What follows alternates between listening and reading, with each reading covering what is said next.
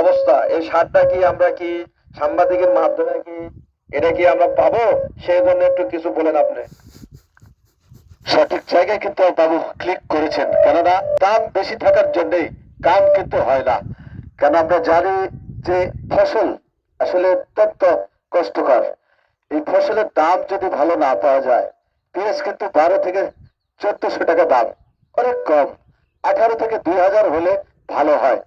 আমরা জানি যে কৃষক আসলে একটি সোনার ফসল পেলেই এই হাসি মুখেই কিন্তু ফিরতে চায়। এটি কিন্তু কাম্য।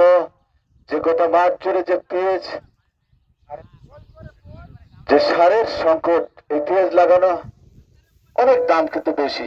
বাবু, আপনি ঠিকই বলেছেন, পাশে কিন্তু কীটনাশক দোকান মোস্তফা ভাই, তিনি কিন্তু গোটা দুর্গাপুর উপজেলা এই দেবীপুরের সার দিয়ে থাকেন। তিনি অত্যন্ত ভালো একজন সুখী মানুষ।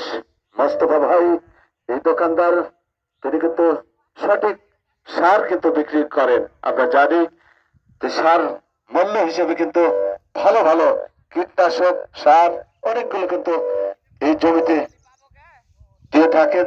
তেনাকে জানাই আন্তরিক